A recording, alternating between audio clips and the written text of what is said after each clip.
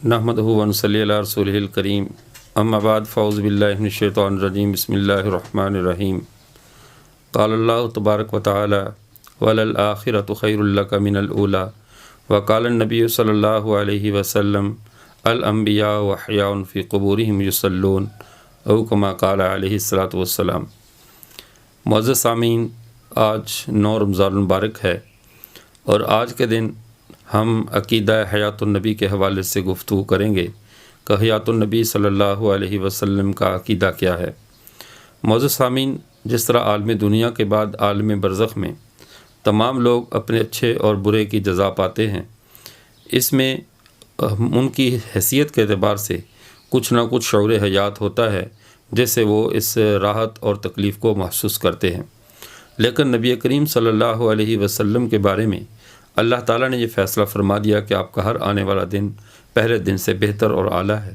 دنیا میں آپ صلی اللہ علیہ وسلم کو حیات کا اعلیٰ ترین درجہ حاصل تھا، تو آنے والے دنوں میں یعنی عالم قبر میں، عالم برزخ میں، حشر میں آپ صلی اللہ علیہ وسلم کی حیات پہلے سے زیادہ بلند و برتر اور فزوں تر ہے۔ آپ صلی اللہ علیہ وسلم اپنی قبر اطہر میں زندہ ہیں، اسی جسد عنصری کے ساتھ زندہ ہیں۔ یہی پوری امت مسلمہ جمہور اہل سنت والجماعت کا عقیدہ ہے۔ آپ صلی اللہ علیہ وسلم نے اس کے بارے میں خود وضاحت فرما دی، الانبیاء احیاء فی قبورہم یصلون، نبی اپنی قبروں میں زندہ ہیں اور نمازیں پڑھتے ہیں۔ اب یہاں پہ ایک اور بات بھی ذہن میں رکھیے، آپ صلی اللہ علیہ وسلم نے جب معراج کی رات سفر فرمایا تو مسلم شریف کے اندر حدیث مبارکہ موجود ہے، آپ صلی اللہ علیہ وسلم نے مررت علی موسیٰ لیلۃ اسری بی عند الکثیب الاحمر وهو قائم یصلی فی قبرہ۔ معراج کی رات میں موسیٰ علیہ السلام کی قبر کے پاس سے گزرا تو وہ سرخ ٹیلوں کے پاس ان کی قبر تھی اور وہ اپنی قبر میں کھڑے نماز پڑھ رہے تھے۔ اس سے پتہ چلا کہ انبیاء اپنی قبروں میں نمازیں پڑھتے ہیں، عبادت کرتے ہیں۔ تو بعض لوگوں کو اس میں شک ہوا کہ عبادت تو انسان کی زندگی موت تک ہے، موت کے بعد تو انسان عبادت کا مکلف نہیں ہے۔ تو یہ بات ذہن میں رکھیے کہ انبیاء کا قبروں میں عبادت کرنا یا جنت میں جا کر عبادت کرنا یا جو بھی ترتیب ہے یہ بطور تلذذ کے ہے، لذت کے حصول کے لیے ہے، وہ شرعاً اس عبادت کے کرنے کے مکلف نہیں ہے۔ نبی کریم صلی اللہ علیہ وسلم اپنی قبر اطہر میں زندہ ہیں، پاس کھڑے ہو کر پڑھا گیا درود و سلام خود سنتے ہیں، اور جو دور سے پڑھا جائے وہ آپ صلی اللہ علیہ وسلم تک پہنچا دیا جاتا ہے۔ خود آپ صلی اللہ علیہ وسلم ان للہ ملائکۃ سیاحین فی الارض یبلغون عن امتی السلام، اللہ نے فرشتوں کی جماعت کی ڈیوٹی لگا دی ہے، وہ پوری دنیا میں گھومتے ہیں اور مجھ پر جو درود و سلام پڑھا جائے وہ لا کر مجھ پر پیش کر دیتے ہیں، مجھے لا کر پہنچا دیا جاتا ہے۔ اور آپ صلی اللہ علیہ وسلم من صلی علیہ عند قبری سمیت ہو، اور جلال الفام ابن قیم رحمۃ اللہ علیہ نے نقل کیا کہ جو شخص میری قبر کے پاس کھڑا ہو کر درود و سلام پڑھتا ہے میں اسے خود سنتا ہوں۔ نظم المتناصر فی احادیث المتواتر میں یہاں تک لکھا ہے کہ حیات النبی صلی اللہ علیہ وسلم کے بارے میں جو حدیث ہیں وہ حد تواتر کو پہنچی ہوئی ہیں، اور جو چیز تواتر کو پہنچ جائے اس کے بارے میں یہ فقہی اپنا محدثین کا ضابطہ ہے۔ علامہ ابن حجر عسقلانی رحمۃ اللہ علیہ نے شرح نخبہ میں یہی لکھا ہے کہ المتواتر لا یبحث عن رجالہ بل یجب العمل به من غیر بحث، کہ جو کام جو عمل تواتر سے ثابت ہو جائے، جس پر متواتر حدیث مل جائیں، اس پر عمل کرنا واجب ہوتا ہے، اس کے رجال سے بحث نہیں کی جاتی۔ چونکہ عقیدہ حیات النبی پر یہ روایات اتنی زیادہ ہیں کہ حد تواتر کو پہنچی ہوئی ہیں، اس لیے اس کے سندوں پر بحث نہیں کی جائے گی، بلکہ اس پر ایمان رکھا جائے گا کہ ہمارے آقا و مولا حضرت محمد مصطفیٰ صلی اللہ علیہ وسلم اپنی قبر اطہر میں زندہ موجود ہیں، حیات ہیں۔ وہ حیات کیسی ہے اس کی کیفیت ہمارے علم میں نہیں ہے، جو اعلیٰ درجے کی حیات ہے ہم اس کا ادراک نہیں کر سکتے۔ اور اس کے دنیاوی اثرات بھی ہیں کہ آپ صلی اللہ علیہ وسلم کی ازواج مطہرات، ایک تو علت یہ ہے کہ امت کی مائیں ہیں، اس بنیاد پہ ان کا آگے نکاح نہیں ہو سکتا، اور دوسرا جب نبی کی بیوی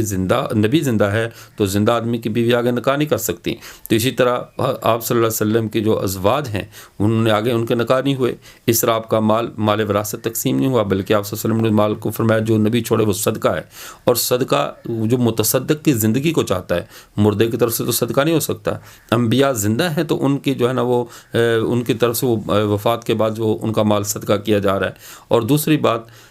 جو ایک حدیث مبارکہ ہے کہ آپ صلی اللہ علیہ وسلم نے فرمایا لا تشد الرحال الا الی ثلاث مساجد، بعض لوگوں نے قبر اطہر پر حاضری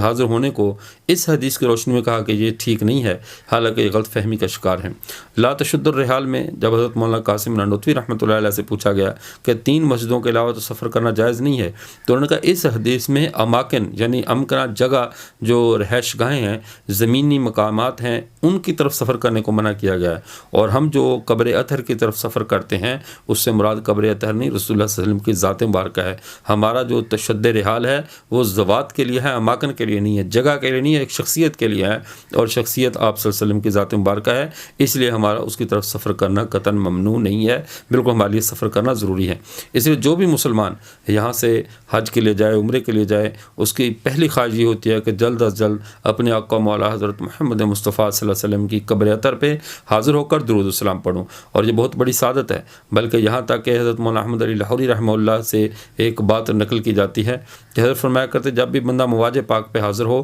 تو بلند آواز سے کلمہ شہادت بھی پڑھ دے، تاکہ آپ صلی اللہ علیہ وسلم قیامت کے دن اس بندے کے ایمان کی گواہی دیں کہ اس کے کلمے کو میں نے خود سنا، اس نے اللہ کی توحید اور میری رسالت کی گواہی دی، اور ساتھ بطور گواہ کے حضرت ابوبکر اور عمر 2 گواہ بھی موجود ہیں، وہ بھی قیامت کے دن گواہی دیں کہ بالکل ہم نے بھی سنا کہ اس نے آپ صلی اللہ علیہ وسلم کی قبر اطہر پر آ کر کلمہ پڑھا تھا، شہادت دی تھی۔ تو عرض کرنے کا مطلب یہ ہے کہ انبیاء کرام کی حیات برزخی پر ایمان رکھنا کہ آپ صلی اللہ علیہ وسلم اپنی قبر اطہر میں زندہ ہیں، اور بلکہ یہاں تک کہ المحند المفند میں تو یہاں تک لکھا ہے کہ آپ صلی اللہ علیہ وسلم کے جسد اطہر سے لگے ہوئے مٹی کے ذرے عرش، کرسی اور کعبہ سے بھی افضل ہیں۔ کیوں؟ عرش، کرسی اور کعبہ بھی مخلوق ہیں، اور مخلوقات میں سب سے افضل ترین مخلوق رسول اللہ صلی اللہ علیہ وسلم کا جسد اطہر ہے، آپ صلی اللہ علیہ وسلم کی ذات مبارکہ ہے۔ تو جو چیز ان کے ساتھ منسوب ہوگی وہ دیگر تمام چیزوں سے افضل اور اعلیٰ ہوگی۔ تو اس لیے امت مسلمہ کا اہل سنت والجماعت کا یہی عقیدہ ہے کہ انبیاء اپنی قبروں میں زندہ ہیں۔ ہندوستان کے اندر ایک شخص گزرا ہے جس کا نام تھا مرزا غلام محمد قادیانی۔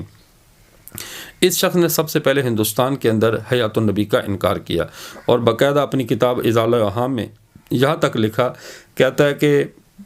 بالخصوص نے انکار تو حضرت عیسیٰ علیہ السلام کی وفات حیات کا کرنا تھا، تو کہتا ہے قرآن پاک کی 30 کے قریب آیات ہیں جو انبیاء کی حیات کا انکار کر رہی ہیں، اور ایسے خود اپنی مرضی سے گھڑ کر اس نے ایسی بات بنائی جس کا قرون اولیٰ میں حضرات صحابہ سے لے کر مرزا قادیانی تک کوئی بھی دعوے دار نہیں تھا۔ اس شخص نے ایسا دعویٰ کیا کہ 30 قرآن پاک کی آیات ہیں جو حضرت عیسیٰ علیہ السلام کی ایک نبی کی حیات کا انکار کر رہی ہیں، اور حیات النبی کے عقیدے کو اس نے شرک قرار دیا۔ تو یہ خود بھی چونکہ ایک بے دین کافر انسان تھا، دائرہ اسلام سے خارج تھا، جھوٹی نبوت، جھوٹا دعوے دار تھا نبوت کا، تو اس نے ایسے ہی قرآن پہ جھوٹ بولا اور حدیث مبارکہ پہ جھوٹ بولا۔ لیکن افسوس ان پہ ہے جو مسلمان بھی کہلوائیں اور آپ صلی اللہ علیہ وسلم سے محبت کے دعوے دار بھی ہوں، اور پھر بھی آپ صلی اللہ علیہ وسلم کی قبر اطہر میں حیات کا انکار کریں۔ تو اللہ تعالیٰ سب کو ہدایت نصیب فرمائے۔ جو غلط فہمی کی بنیاد پر حیات النبی کا انکار کرتے ہیں یا تعویل کرتے ہیں، تو اہل سنت والجماعت کے موقف سے وہ بھی نکل چکے ہیں، چاہے وہ تعویل کر کے ہی نکل رہے ہیں،